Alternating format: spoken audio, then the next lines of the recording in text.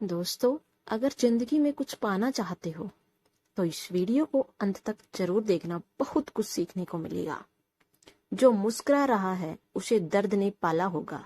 जो चल रहा है उसके पाँव में छाला होगा। बिना संघर्ष के इंसान चमक नहीं सकता। जो जलेगा उसी दिए में उजाला होगा। संघर्ष क्यों बचे संघर्ष से? संघर्ष ही तो जीवन की आत्मा है। जितना कठिन संघर्ष होगा उतनी ही शानदार जीत होगी।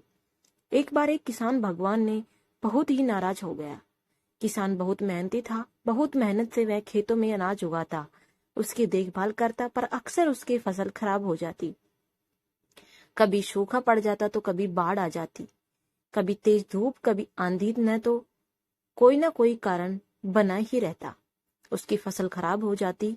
एक दिन वह किसान गुस्से में आसमान की ओर देखकर भगवान से कहा, हे ईश्वर, आप लोग सर्वज्ञता मानते हो कि आप सब जानते हो। कहते हैं कि आप इच्छा के बिना एक भी पत्ता नहीं हिलता, पर मुझे तो लगता है कि आप छोटी सी छोटी बात भी नहीं जानते।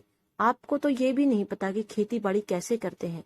अगर आप जानते हो तो हर समय जो बाढ़, आंधी और तूफान आते हैं वो कभी नहीं आते। आप नहीं जानते हैं कि कितना नुकसान उठाना पड़ता है हम किसानों को। यदि आप मेरे हाथ में यह शक्ति दे दें कि जैसे मैं चाहूं वैसा ही मौसम कर दूं, फिर आप देखना, मैं अन्न के भंडार लगा दूंगा।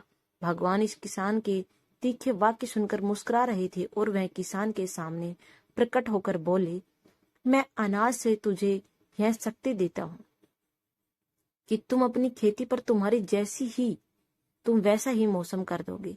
मैं बिल्कुल भी दखल नहीं दूंगा। तुम्हारी इच्छा से सब कुछ होगा। किसान बहुत खुश हो गया। किसान ने गेहूं की फसल अपनी खेतों में बोई। जब उसे लगा कि खेतों को धूप चाहिए तो खेतों को धूप मिले, जब पानी की बरसात चाहिए तभी पानी बरसा।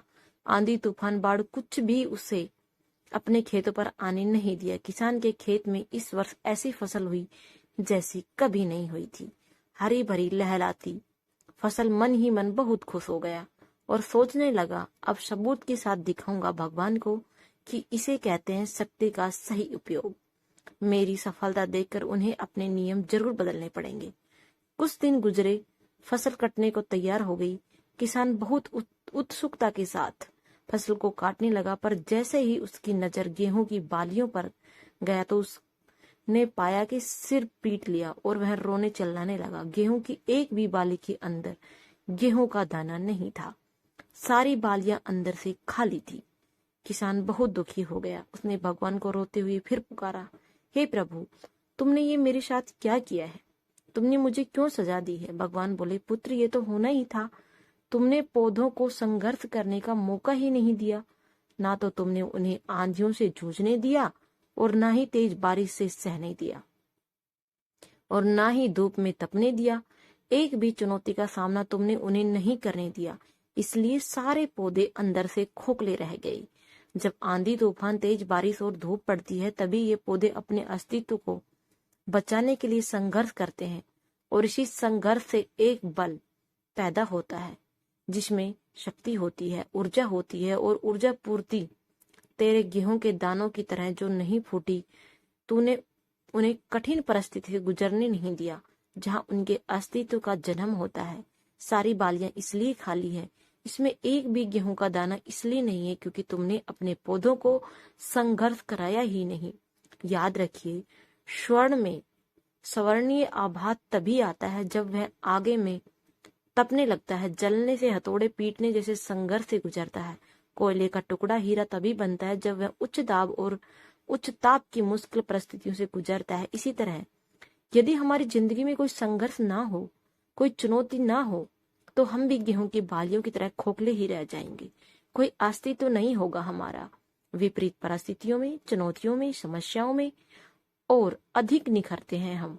यदि जीवन में कठिनाइयां, परिस्थिति और चुनौतियां आए तो घबराना मत, बल्कि सामना करना, विश्वास करना कि आप और अधिक निखर जाओगे और अधिक मजबूत भी बन जाओगे।